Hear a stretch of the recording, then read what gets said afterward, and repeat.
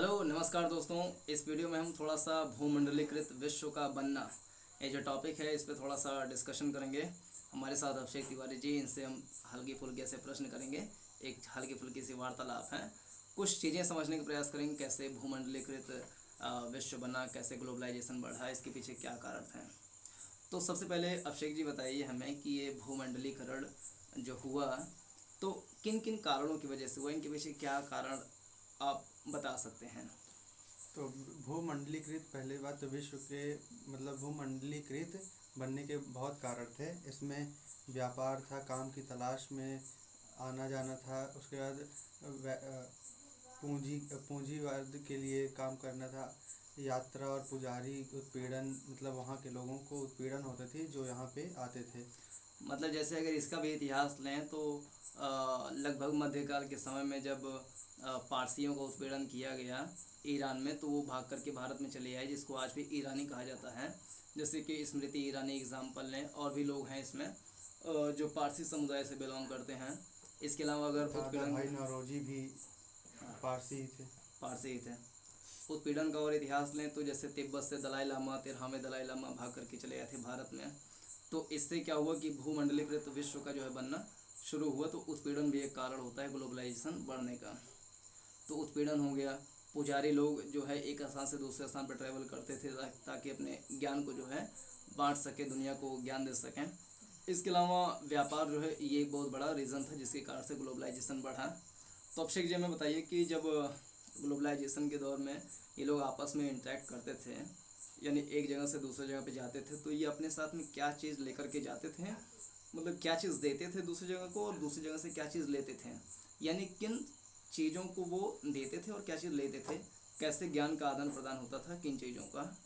आवागमन से सबसे पहले तो धन की वृद्धि होती थी। जैसे वहाँ से धन लाए, वहाँ की संस्कृति आती थी हमारे पास।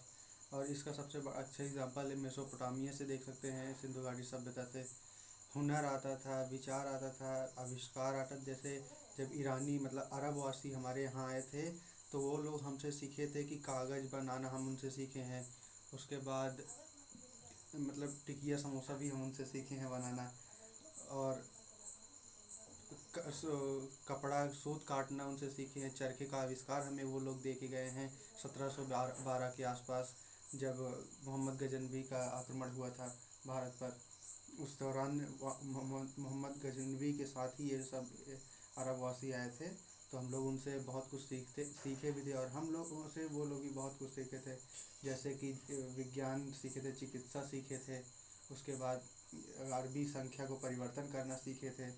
तो भूमंडलीकृत का बनना में ये सब भी बहुत महत्व करते थे। और इसके साथ संस्कृति और गुलामी भी हम आती थी। जैसे वो लोग आए हमारे ऊपर, उपनिवेशवाद टाइप का कुछ कॉलोनी बनाए, तो इससे गुलामी भी हम लोग देख सकते हैं।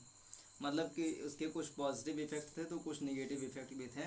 पॉजिटिव में ये कि हम लोगों ने उनसे जैसे चरखा बनाने की कला सीखी, हुनर वगैरह सीखे, पास्ता, मतलब जो चीज़ें खाने पीने वाली चीज़ें होती हैं, नई चीज़ें, वो भी हमने सीखा उनसे। अगर भूमंडलीकृत विश्व के इतिहास के बारे में देखें तो मुख्य रूप से जैसे भारत के संदर्भ में देखें तो एक सिंधु घाटी सभ्यता का एग्जाम्पल लिया जाता है कि कैसे वो वैश्वीकरण प्राचीन इतिहास में बनाया था। अगर प्राचीन इतिहास में दूसरा एग्जाम्पल है तो एक रेशम मार्ग का एग्जाम्पल लिया जाता है, जिसमें चाइना से रेशम मार्ग जो है समुद्र और थल के माध्यम से उत्तरी अफ्रीका और यूरोप से जाकर के जुड़ गया था, और कैसे ग्लोबलाइजेशन प्राचीन इतिहास में देखने को मिलता है। तो एक सिंधु घाटी सभ्यता, दूसरा रेशम मार्ग का बनना, ये दो एग्जाम्पल हैं जिससे हमें पता लगता है कि भूमंडलीकृत विश्व जो है वो एंशियंट हिस्ट्री में भी बन रहा था। तो इन दोनों एग्जाम्पल को थोड़ा सा आप और पुष्ट कीजिए। एक सिंधु घाटी सभ्यता, दूसरा रेशम मार्ग। और रेशम मार्ग रेशम चीन का यूरोप से और अफ्रीका से रेशम मार्ग होता था।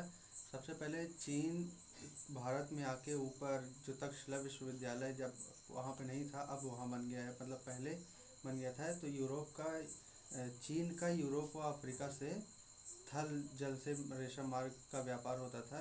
ये चीनी जो पॉटरी थे, निर्यात करते थे, कपड़ा बनाते थे, ये सब सोना चांदी, मशीनरी का निर्यात करते थे। तो हम लोग उनसे जो निर्यात करते थे, और हमारे यहाँ से होता था जो चीज़ वो वहाँ पे जाता था। तो रेशम मार्ग के माध्यम से कुल मिला करके रेशम मार्ग वह मार्ग था जो प्राचीन इतिहास में चाइना को उत्तरी अफ्रीका और यूरोप से जोड़ता था, और ये थल के माध्यम के साथ साथ में जल से भी जुड़ता था, जिसमें मुख्य रूप से चीन में जो रेशम का उत्पादन होता था, रेशम के कपड़े या रेशम जो उत्पाद हैं उसको पश्चिमी देशों में भेजा जाता था, जिसके कारण से इसको रेशम मार्ग नाम दिया गया। और उस समय चीन की जो पॉटरी कला थी और वहाँ का जो कपड़े थे और जो भारत के मसाले थे, दक्षिण पूर्व एशिया के मसाले, वो सारे इसी रास्ते द्वारा ट्रैवल करते थे, पहुँचाए जाते थे। और इसी रास्ते से बहुत सारे लोगों का आगमन हुआ भारत में, यानी कि सांस्कृतिक एकीकरण में भी इस मार्ग ने बहुत ही अहम भूमिका निभाई थी, रेशम मार्ग ने। लगभग 85% के आसपास यहाँ से व्यापार होता था चीन और दक्षिण पूर्व एशिया और पश्चिमी एशिया, पूर्वी एशिया से 85% व्यापार। 85%। और दूसरा, अगर सिंधु घाटी सभ्यता की एग्जांपल लें तो पता होगा कि जो सिंधु घाटी सभ्यता का व्यापार होता था, लोथल बंदरगाह जो कि गुजरात में है, वहाँ से निकल करके फिर अरब सागर पार करके फिर अदन की खाड़ी, फारस की खाड़ी में घुस करके फिर कैसे ईरान में जो एक सभ्यता विकसित थी उस समय, इसको दजला फरात नदियों के बीच में मेसोपोटामिया की सभ्यता कहा जाता है, तो उसके बीच में व्यापार होता था। क्योंकि वहाँ से कुछ मोहरें मिली हैं जिससे पता लगता है कि सिंधु घाटी का व्यापार जो है मेसोपोटामिया से होता था, क्योंकि वहाँ की कुछ मोहरें मिली हैं जिसमें मेलुहा शब्द लिखा गया है, तो संभवतः मेलुहा जो शब्द था वो सिंधु घाटी सभ्यता के लिए ही प्रयोग किया जाता था, जिससे पता चलता है कि इंडस वैली सिविलाइजेशन जो है मेसोपोटामियन सिविलाइजेशन से अटैच था थ्रू ट्रेड। तो ये दो एग्जाम्पल है हमारे एंशियंट हिस्ट्री में जो कि भूमंडलीकृत विश्व को दर्शाते हैं। जब वैश्वीकरण होता है तो बहुत सारे जो भोज सामग्री, खाने पीने की सामग्री, उसका भी आदान प्रदान होता है। इसमें दो एग्जाम्पल है, नूडल्स और पास्ता। तो इस पर थोड़ा प्रकाश डालिए। जो नूडल्स है वो चाइनीज़ के माध्यम से आता है और इसे स्पैगेटी भी कहते हैं, मतलब स्पैगेटी कहते हैं। और पास्ता अब कहा जाता है कि जापान से विकसित होता है, लेकिन अभी पता नहीं है कहाँ से होता है। तो अरब से हमारे यहाँ आलू, सोयाबीन, मक्का, मूंगफली ये सब आता है। और टमाटर, शकरकंद, केला ये सब अमेरिका से हमारे यहाँ आता है। और हमारे यहाँ से मसाले जो हैं दक्षिण भारत से मसाले का निर्यात होता था और उन सब चीज़ों का आयात होता था। तो ये हमारे पूर्वजों की, मतलब हमारी जो घरेलू खेती है वो ये सब नहीं थी। टमाटर, मटर ये सब बाहर विदेशों से आया हुआ था। वास्को डी गामा के जरिए 1498 में इस सब चीज़ों की बीज यहाँ लगाई गई, उसके बाद यहाँ से इसका उत्पादन हुआ। मतलब आलू, टमाटर, पपीता, शकरकंद, इस प्रकार के जो सामग्री, मतलब ये कृषि उत्पाद थे वो अमेरिका में होता था। चूँकि यूरोपियन कंट्री ने अमेरिका में अपना उपनिवेश बना रखा था, तो वहाँ से वो सारे सामान यूरोप में आए और यूरोप के थ्रू वो सारे सामान जो है सबसे पहले वास्को डी गामा 1498 में जब भारत आए तो पपीता, आलू, ये सारे सामग्री लेकर के आए और भारत को दिए।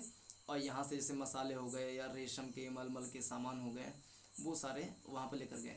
तो इस प्रकार से जो खाने पीने की सामग्री होती है उसका भी आदान प्रदान हुआ था। लेकिन इसका कभी कभी नेगेटिव इम्पैक्ट भी पड़ता है। जैसे अगर आयरलैंड में देखें तो 1845 से 49 के बीच में कह लें कि खाद्य संकट आ गया था, क्योंकि आलू आयरलैंड में होता नहीं था, वो अमेरिका में होता था। तो अमेरिका से जो है आलू का जो उगाने की परंपरा है वो यूरोप में विकसित हुई, यानी कि आयरलैंड में भी विकसित हुई। आयरलैंड जो कि आज यूके के पश्चिम में पड़ता है एक देश जिसकी राजधानी डबलिन है। तो वहाँ पर आलू के ऊपर इस कदर वो निर्भर हो गए थे कि 1845 से 49 के बीच में कई सारे लोग मारे गए थे इस कारण से, क्योंकि वहाँ पर अकाल पड़ गया, मतलब आलू की फसल नष्ट हो गई थी और करीब करीब उसमें 10 लाख लोग मारे गए थे। यानी वैश्वीकरण में एक तरफ फ़ायदा होता है तो कभी कभी इसका नुकसान भी होता है।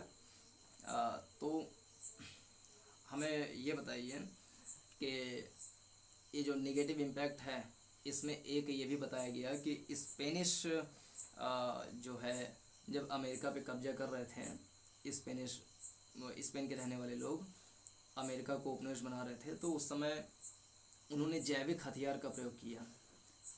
जैसे उसमें चेचक बीमारी को लेकर के गए और उससे वहाँ फैला दिया। तो ये जो होता है कि किसी दूसरे क्षेत्र पे कब्जा करने के लिए जैविक हथियार का उपयोग करना, तो जैविक हथियार होता क्या है और स्पेन को इससे कैसे फ़ायदा मिला था? जैविक हथियार मतलब एक बीमारी होती है जिसे बीमारी के तौर पे किया जाता है, जिसे चेचक कहते हैं। चेचक बीमारी थी जो स्पेनिश द्वारा अपने आदमियों को अमेरिका भेजकर वहाँ चलाया गया था। इसमें बहुत मतलब लगभग बहुत लोग प्रभावित हुए थे और गरीबी इसके कारण से वहाँ के प्रवासी लोगों को गरीबी का जनसंख्या, भूखमरी, बीमारी और धार्मिक असंतुष्टता की वजह से इससे बहुत नुकसान हुआ था। तो जैविक हथियार का स्पेनिश को बहुत फ़ायदे हुए क्योंकि वो लोग इस युद्ध के दौरान कोई बहुत बंदूक या गोली बारूद इन सब का यूज़ नहीं किए थे। जैविक हथियारों से ही उनमें कर लिए था। और इस समय उन लोगों की ये नया हथियार वहाँ पे था। मतलब जैविक ये जो चेचक बीमारी थी अमेरिका में नहीं थी, इस वजह से उनका जो इम्यूनिटी सिस्टम है, रोग प्रतिरोधक क्षमता इससे लड़ने के काबिल नहीं था। और स्पेन में ये बीमारी आमतौर पे सबको होने लगी थी, तो इससे रोग प्रतिरोधक क्षमता की वजह से स्पेनिशों को इससे कुछ मतलब बहुत कम प्रभाव करता था और अमेरिकी को इससे ज़्यादा प्रभाव हुआ, जिससे स्पेनिश को इससे फ़ायदा हुआ। बहुत बढ़िया आपने व्याख्या की है इस बात का। अभी भूमंडलीकृत विश्व का बनना, इसमें बहुत सारे टॉपिक हो सकते हैं, तो उस पर कभी बाद में डिस्कशन करेंगे। इसमें थोड़ी बेसिक बातें कि भूमंडलीकरण होता क्या है, इससे किस चीज़ का आदान प्रदान होता है, इसका इतिहास क्या रहा है और इसका क्या नकारात्मक प्रभाव पड़ा था, इसके बारे में डिस्कशन किया। और मुद्दों पर कभी और डिस्कशन करेंगे। पूरा देखने के लिए बहुत बहुत धन्यवाद। नमस्कार, जय हिंद।